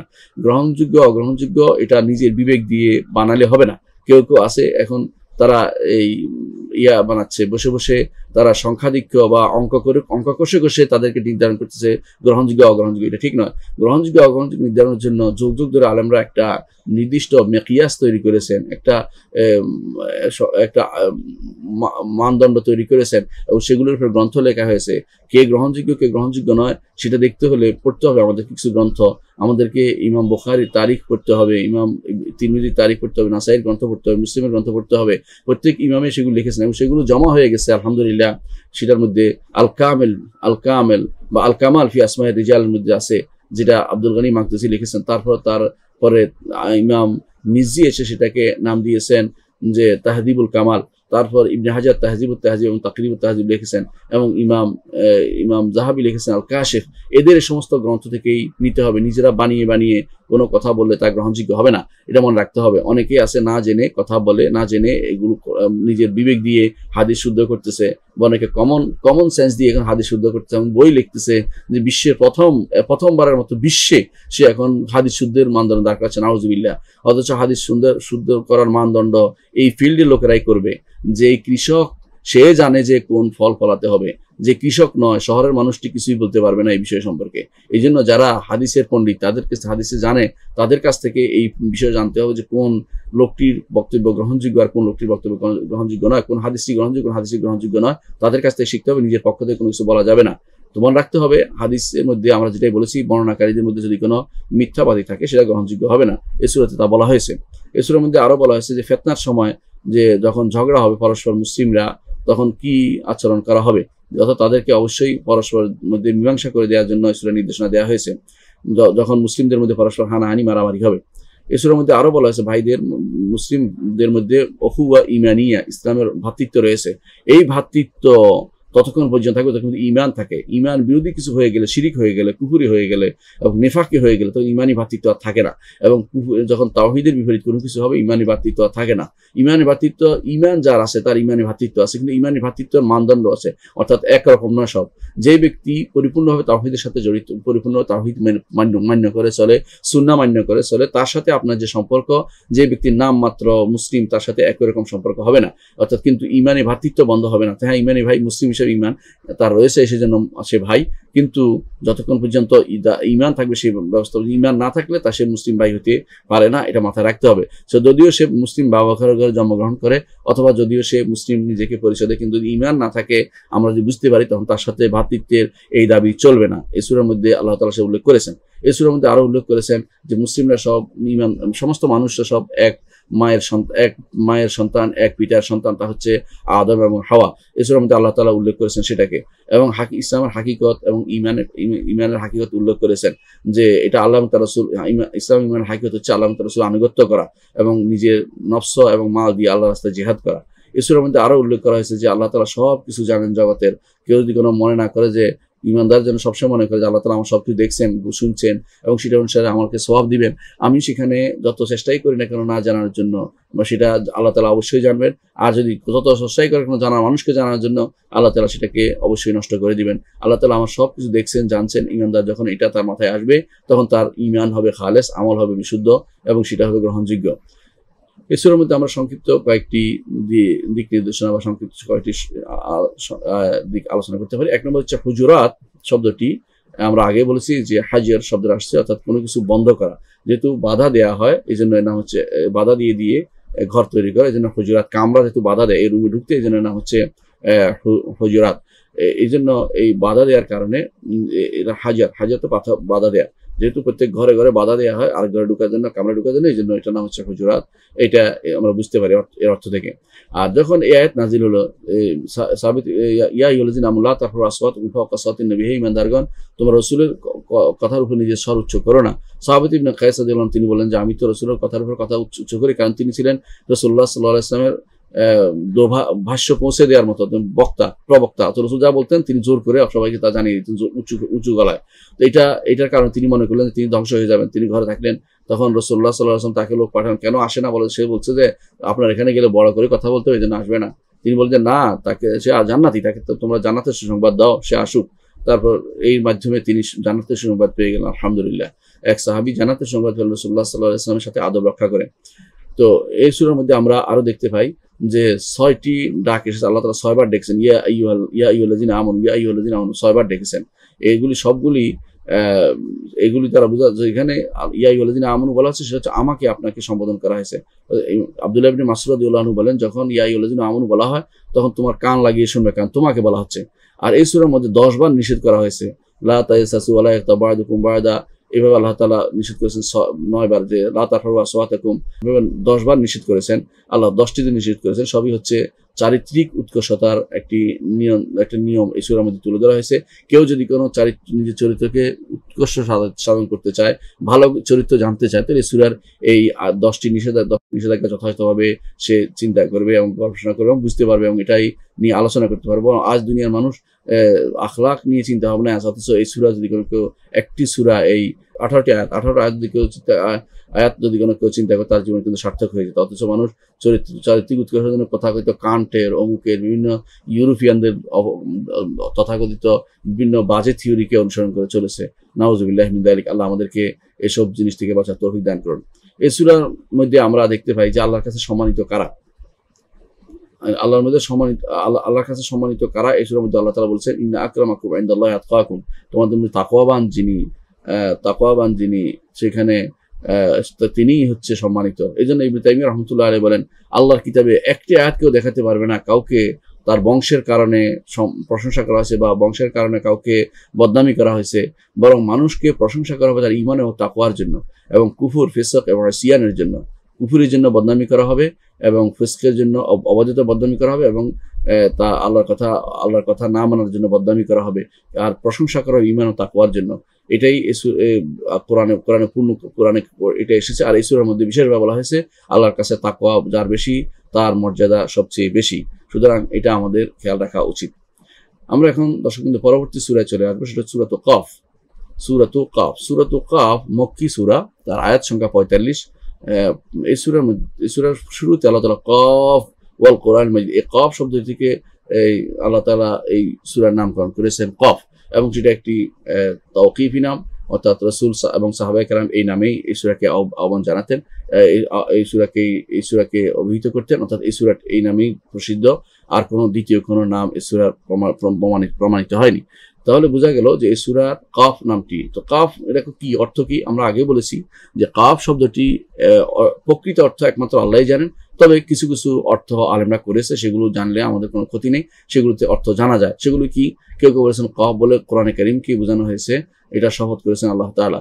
কেউ যদি কোহে কাফটা যেগুলি বলা হয় এগুলি বাজে কথা, বানোয়াট কথা, এগুলি থেকে দূরে থাকতে হবে, এগুলি ইসরাঈলী বর্ণনা অথবা নিজেরা বসে বসে বানিয়েছে। কিন্তু কোরআনের এই অর্থ যেটা কোরআন সুন্নাহয় এসেছে অথবা যেগুলি সাহাবায়ে কেরামের বর্ণনায় এসেছে সেগুলি করতে হবে, এর বাইরে নিজেরা ভিন্ন অর্থ করা যাবে না। তো কাফের অর্থ যেটা অনেক মুফাসসিররা বলেছেন, কাফের তো কোরআনকে বোঝানো হয়েছে, যেন আল্লাহ তাআলা পরবর্তী আল কোরআন মাজিদ, কোরআনে কারীমে শপথ করেছেন আল্লাহ তাআলা। রাসূলুল্লাহ সাল্লাল্লাহু আলাইহি ওয়াসাল্লাম এই সূরার ফজিলত আমরা এভাবে জানতে পারি। রাসূলুল্লাহ সাল্লাল্লাহু আলাইহি ওয়াসাল্লাম এই সূরাটি সূরা ঈদুল ফিতর এবং ঈদুল আযহাতে পড়তেন। প্রথম রাকাতে কফ ওয়াল কোরআন মাজিদ পড়তেন, দ্বিতীয় রাকাতে ইকতারাবাতিস সাআতু ওয়া ইনশাক্কাল কমর পড়তেন। এই সূরাটি যদি মুখস্থ থাকে কেউ, তো ঈদের সালাতে সেটা পড়া উচিত, এবং সেটা মুসলিম রাহমাতুল্লাহ হাদিসে বর্ণিত হয়েছে, সেটা হাদিসটি এসেছে। অনুরূপভাবে রাসূলুল্লাহ সাল্লাল্লাহু আলাইহি ওয়াসাল্লাম কফ দিয়ে খুতবা দিতেন, অর্থাৎ খুতবার মধ্যে তিনি সেটা উল্লেখ করে মানুষকে বুঝিয়ে দিতেন। এইভাবে কোরআন দিয়ে খুতবা দেয়া, কোরআনের অর্থ বর্ণনা করা, এটা কিন্তু খুতবার একটি মানুষকে দিন জানানোর একটি মাধ্যম। রাসূলুল্লাহ সাল্লাল্লাহু আলাইহি ওয়াসাল্লাম সেটা করতেন, এবং তিনি এই সূরা সালাতের মধ্যে পড়তেনও, অর্থাৎ এরপরে তিনি সালাত প্রথম রাকাতে সেটা পড়তেন, দ্বিতীয় রাকাতে কোন অন্য বর্ণনা আসছে যেন গাশিয়া পড়তেন, প্রথম রাকাতে এটা পড়তেন।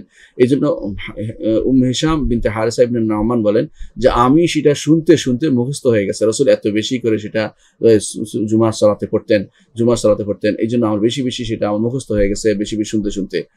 একজন মহিলা পর্যন্ত সেটা মুখস্থ করে ফেলেছে, শুনতে রাসূল বেশি করে এই সূরা পড়তেন, কারণ সূরার মধ্যে কোরআনে কারীমের বিভিন্ন মুহূর্ত এবং আগের লোকদের বিভিন্ন জিনিস আলোচিত হয়েছে, যার কারণে ঈমানদাররা ঈমান মজবুত করবে এবং কাফেররা ঈমানের দিকে আসবে। আল্লাহ তাআলা সেইটা চেয়েছেন, রাসূলুল্লাহ সাল্লাল্লাহু আলাইহি ওয়াসাল্লাম সেই জন্য সেটা বারবার স্মরণ করিয়ে দিতেন।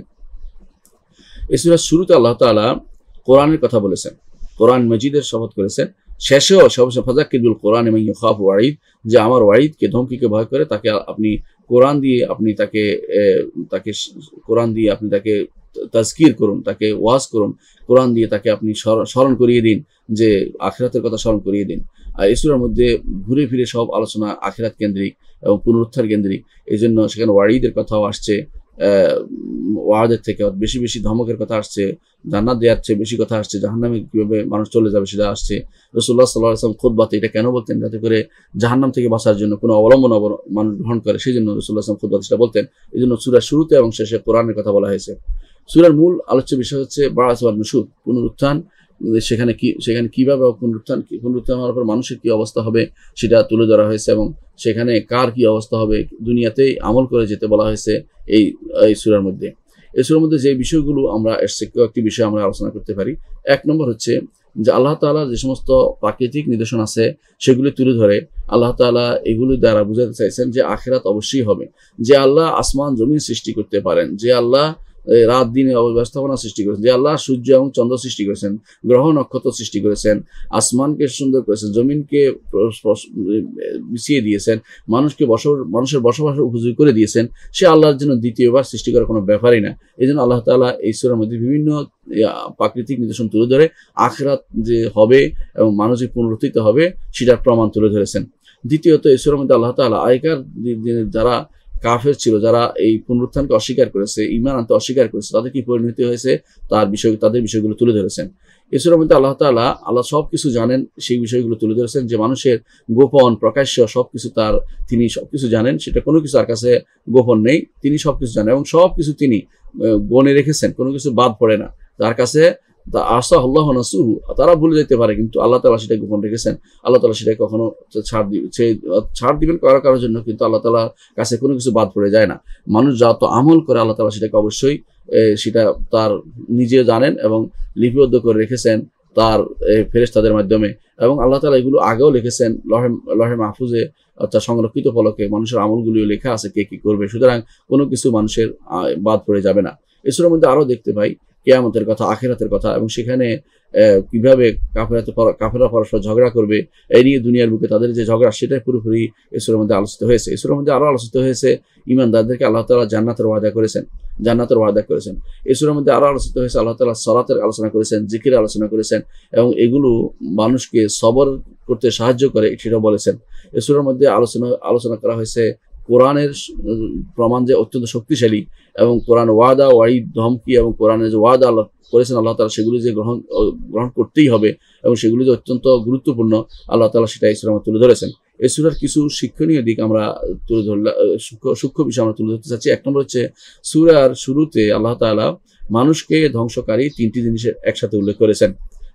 এই সূরার মধ্যে উল্লেখ করেছেন, এই সূরার তিনটি জিনিসকে আল্লাহ তাআলা উল্লেখ করেছেন যে তিনটি জিনিস মানুষকে ধ্বংস করে। এক নম্বর হচ্ছে নফস আম্মারা বিসু ওয়াসওয়াসা ওয়া না'লামু মা তুওয়াসওয়িসু বিহি নাফসু, এই ওয়াসওয়াসার কথা আল্লাহ তাআলা তুলে ধরেছেন, যেগুলো মানুষকে ধ্বংস করে দেয়, অন্তরের মধ্যে খারাপ ওয়াসওয়াসা নিয়ে আসে, কুমন্ত্রণা নিয়ে আসে, সেটাকে রেখে দিলে গুনাহ হয়, সেটাকে তাড়িয়ে দিলে সওয়াব হয়।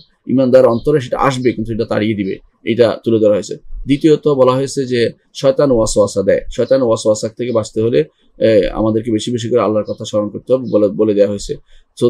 এবং তৃতীয়ত যে কারণটি মানুষকে ধ্বংসের দিকে নিয়ে যায় মানুষকে, সেটা হচ্ছে নিজের গাফলতি, আল্লাহর দিন থেকে বিমুখ থাকা, আল্লাহর দিন শিক্ষা থেকে বিমুখ থাকা, এবং নিজেকে এইগুলি থেকে চিন্তা ভাবনা করা বাদ দেওয়া, দিন শিক্ষা থেকে নিজেকে বিরত রাখা, এটা হচ্ছে মানুষের ধ্বংসের কারণ। এই তিনটি, একটি হচ্ছে নফসুল আম্মারা বিসু, আরেকটি হচ্ছে শয়তান ওয়াসওয়াসা, আরেকটি হচ্ছে আল্লাহর দিন জানা থেকে গাফেল থাকা, অমনোযোগী থাকা, এবং আল্লাহর দিন জানা থেকে বিমুখ থাকা, সেদিকে না তাকানো। এই তিনটি কারণে মানুষের ধ্বংস দুনিয়াতে অনিবার্য। এই তিনটি জিনিস থেকে মুক্ত হতে পারলে মানুষের মুক্তি আলহামদুলিল্লাহ আল্লাহর কাছে লেখাই আছে, এবং সে অবশ্যই ঈমানদার হিসেবে জান্নাতে যেতে পারবে।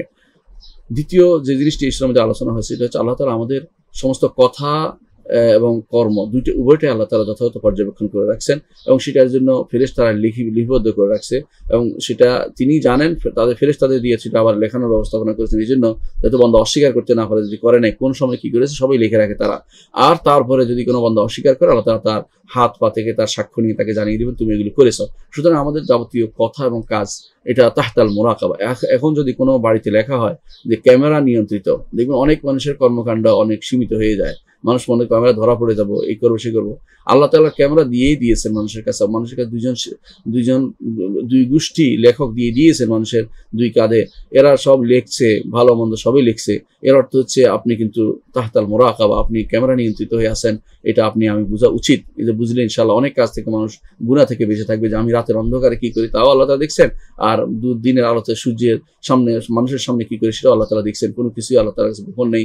যে কি করছি এবং কি চিন্তা করছি, কি কথা বলছি এবং কি কর্ম করছি সবই আল্লাহ তাআলা জানছেন। এই সূরার মধ্যে আল্লাহ তাআলা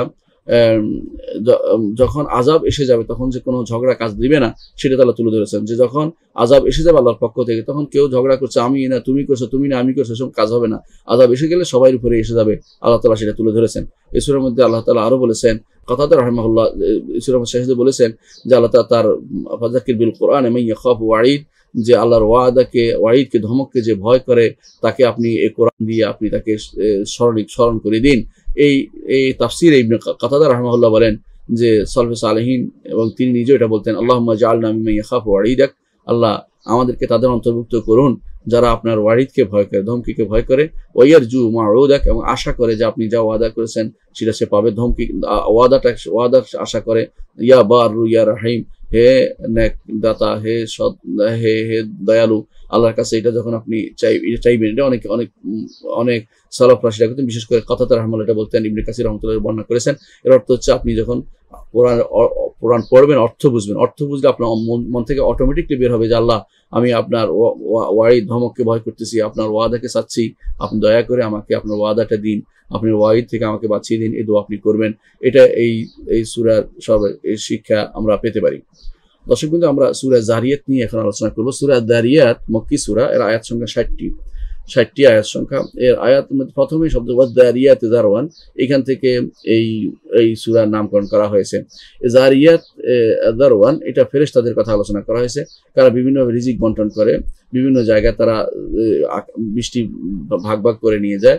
এটাকে যারিয়াত যারওয়ান আল্লাহ তাআলা বলেছেন। এই জন্য সেটাকে সূরার শুরুতে এটা আসার কারণে এই সূরার নামকরণ করা হয়েছে যারিয়াত। এবং অন্য কোনো আর কোনো নাম নাই এই সূরার, একটি মাত্র নামই এই সূরাতে প্রসিদ্ধ। এই সূরার শুরুতে আল্লাহ তাআলা ফেরেশতাদের কথা বলেছেন যে ফেরেশতারা বিভিন্ন জায়গাতে রিজিক বন্টন করে নিয়ে যান। যারিয়াত যারওয়ান ওয়াল হামিলাতু বিকরান, অর্থাৎ হামিলাতু বিকরান অর্থাৎ রিজিক বন্টন করে নিয়ে যান। ওয়াল জারিয়াতি ইসরান, এবং যারা পরিচালনা করেন ধীরে ধীরে। ওয়াল মুকাসসিমাতি আমরান, ভাগ বন্টন করে নির্দেশনা। সেই সবগুলি আল্লাহ তাআলা উল্লেখ করেছেন।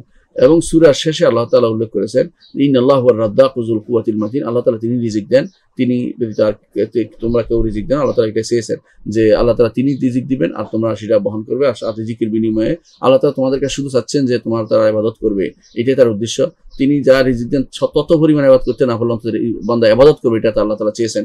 আল্লাহ তাআলার কোনো উপকার কেউ করে দিবে সেটা নয়, নিজের উপকারের জন্য নিজে ইবাদত করবে, আল্লাহ তাআলা সেটা বলেছেন। তো এই রিজিকের কথা প্রথমে আসছে, শেষেও আসছে। এ দ্বারা বোঝা গেল যে মূল কথা হচ্ছে আল্লাহ তাআলা বান্দাকে যে রুবুবিয়ত দিয়ে পরিচালনা করছেন, শেষেও সেটাই বলেছেন যে তোমাদের জন্য আমি সেই রিজিকের ব্যবস্থা করি, সুতরাং আমারই একমাত্র ইবাদত করো। অর্থাৎ রুবুবিয়ত উল্লেখ করে উলুহিয়তকে তার জন্য তিনি বাধ্য করে দিচ্ছেন যে তোমার রিজিক আমি দেই, সুতরাং তুমি আমার ইবাদতটা আমারই তোমার করা উচিত। এই সূরার মূল বিষয় হচ্ছে রিজিকের বিষয়টি এবং আল্লাহর পক্ষ থেকে কাকে কি দান করা হবে সেই বিষয়টি, তিনিই শুধুমাত্র দান করেন, এই বিষয়টি এই সূরার মধ্যে উল্লেখ করা হয়েছে। আল্লাহ তাআলা এই সূরার মধ্যে যে সমস্ত বিষয়ের দিকে ইঙ্গিত করেছেন আমরা সেগুলো কয়েকটি উল্লেখ করবো। এক নম্বর হচ্ছে রিজিক আল্লাহর হাতে, তিনি যেভাবে বন্টন করবেন সেভাবে মানুষ পাবে, যেভাবে তিনি নির্দেশ দেবেন সেভাবে সেটাকে বন্টন করা হবে, যেভাবে তিনি পরিচালনা করেন সেভাবে সেটা পরিচালিত হবে। এই বিষয়টি প্রথমে তুলে ধরা হয়েছে। দ্বিতীয়ত তুলে ধরা হয়েছে রিজিক বিভিন্ন রকম আছে। রিজিকের মধ্যে সন্ততি আল্লাহ রিজিক, বিভিন্ন খাবার যেগুলো খায় সেগুলো আল্লাহ রিজিক। এই রিজিক সমস্ত রিজিকের শুকরিয়া আদায় করা অবশ্যই আমাদের উপর কর্তব্য। তৃতীয়ত যে বিষয়টি আলোচনা করা হয় সেটা হচ্ছে যে রহমতে কিভাবে তারা একজন মানুষ জান্নাতে যাবে, কিভাবে জান্নাতে যাবে, মানুষকে আমলের বিনিময়ে জান্নাতে যাবে নাকি অন্য কোনো কারণে। এখানে উল্লেখ করা হয়েছে একমাত্র আল্লাহর রহমতেই শুধুমাত্র মানুষ জান্নাতে যাবে, ঈশ্বরের মধ্যে সেটা তুলে ধরা হয়েছে। অন্য কোনো ভাবে মানুষ নিজের আমল করে জান্নাত কিনে নিবে এত সহজ নেই। জান্নাত আমল করলে জান্নাত আল্লাহ দিবেন খুশি হয়ে, কিন্তু পুরস্কার হিসেবে দিবেন, কিন্তু আমল জান্নাতের বিনিময় হতে পারে না। কারণ আমরা খুব ক্ষুদ্রই আমল করি, অল্প আমলে জান্নাত পাওয়ার মতো বিশাল নেয়ামত আপনি যদি মনে করেন সর্বশেষ জান্নাতে যাবে, 10টা পৃথিবী পাবে, কোন আমল করে ফেলছি আমরা যে 10টা পৃথিবী পাবো? আল্লাহর বিশেষ রহমত ছাড়া দয়া ছাড়া আসলে জান্নাত পাওয়ার কোনো সুযোগ আমাদের কারোই নাই। এই সূরার মধ্যে তা তুলে ধরা হয়েছে। এই সূরার মধ্যে যারা আল্লাহর বিপক্ষে চলে, আল্লাহর বিরুদ্ধে চলে, বিরুদ্ধাচরণ করে, মিথ্যারোপ করে আল্লাহ নবীদের উপরে, কোরআনের উপরে এবং আল্লাহর বিধানের উপরে, শরীয়তের উপরে, তাদের পরিণতি তুলে ধরা হয়েছে যে আগে তাদেরকে আল্লাহ তাআলা কিভাবে ধ্বংস করেছেন। এই সূরার মধ্যে আল্লাহ তাআলা মানুষ এবং জিন সৃষ্টির হিকমত, উদ্দেশ্য কি, রহস্য কি সেটা তুলে ধরেছে। সেটা হচ্ছে ওমা খালাকতুল জিন্না ওয়াল ইনসা ইল্লা লিয়াবুদুন, জিন এবং মানবকে শুধুমাত্র আমার ইবাদতের জন্য সৃষ্টি করেছে, এটা আল্লাহ তাআলা বলেছেন। এই ইবাদত করতে গিয়ে তারা পৃথিবীকে আবাদ করবে, এই ইবাদত করতে গিয়ে পৃথিবী তারা ইস্তেখলাফ করবে, একে অপরের জায়গায় সন্তানকে রেখে যাবে, দিন শিক্ষা দিবে।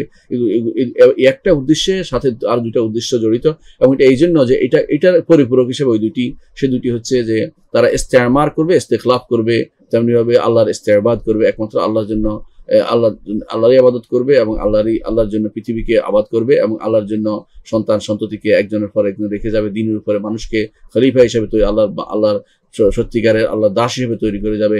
এটা সূরার এই উল্লেখ্য একটি বিষয়, যেখানে মানুষ সৃষ্টির মূল উদ্দেশ্য তুলে ধরে দেওয়া হচ্ছে একমাত্র ইবাদতের জন্য সৃষ্টি করা। অনেকে বলে থাকেন যে ইবাদত একমাত্র সৃষ্টি করলে আল্লাহ তো বলছে ইন্নী জাআলু ফিল আরদি খলিফা, আরে এটা তো এটার কারণ, ওইটাকে ইবাদতকে সুপ্রতিষ্ঠিত রাখার জন্য একে অপরের প্রতিনিধি হবে, পরস্পর সন্তান সন্ততি হয়ে 3 প্রজন্ম 4 প্রজন্ম সবাই আল্লাহর ইবাদতে কাটাবে, এটা উদ্দেশ্য। কিন্তু মূল উদ্দেশ্য কিন্তু ইবাদত যদি না হয়, শুধু ইস্তেমার করা উদ্দেশ্য নয়, শুধু উপনিবেশ করা উদ্দেশ্য নয়, যদি ইবাদত যদি আল্লাহর জন্য না হয়, শুধু সন্তান সন্ততি করলে, আল্লাহ তাআলা কোরআনে কারীমে বারবার বলেছেন যে ইন্নামা ইউরিদুল্লাহু লিতাযহাকা আনফুসুহুম, আল্লাহ তাআলা তো চাচ্ছেন যে এই মাধ্যমে তাদের অন্তর কোষ্ঠাগত হবে, তাদের জান চলে যাওয়ার অবস্থা হবে সন্তান সন্ততি বেশি পেলে বেশি খুশি হওয়ার কিছু নেই, কিন্তু যেগুলো আল্লাহর জন্য হবে, তাহলেই আল্লাহর ইবাদতের মধ্যে বড় হবে। সেটা দিয়ে অবশ্যই আল্লাহ তাআলার উদ্দেশ্য, যেটা তিনি চেয়েছেন বান্দার কাছে শারঈভাবে যেটা চেয়েছেন সেটা হবে, আর যেটা শারঈভাবে চাননি সেটা হচ্ছে কাফেররা যেটা করে থাকে, এটা কাউনিভাবে চাওয়া সেটা হয়ে থাকে। এই জন্য ইবাদত অনেকে বুঝে না যে আল্লাহর ইবাদতের জন্য সৃষ্টি করছে, অন্য কিছু করে কি করে,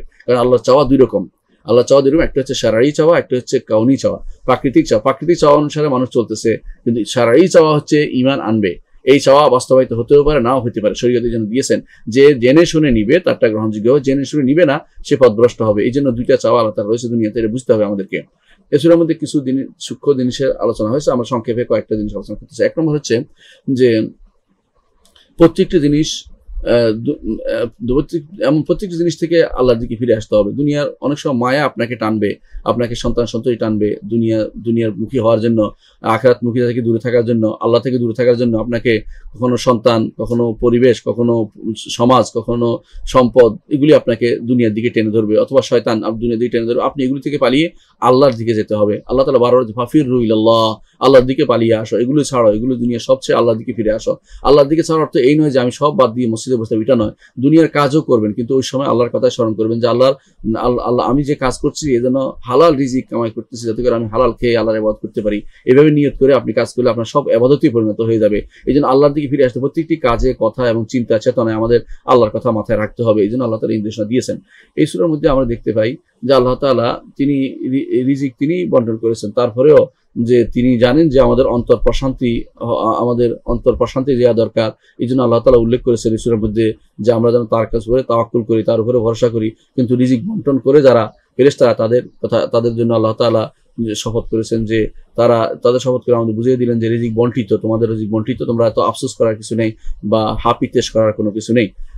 তৃতীয়ত এই সূরার মধ্যে আলী ইবনে আবি তালেব রাদিয়াল্লাহু আনহু তিনি যখন কুফার মিম্বরে ছিলেন, কুফাতে তিনি যখন খলিফা ছিলেন, মিম্বরে উঠে একদিন বললেন, তোমরা কি আল্লাহর কিতাব সম্পর্কে আমাকে জিজ্ঞাসা করবে না?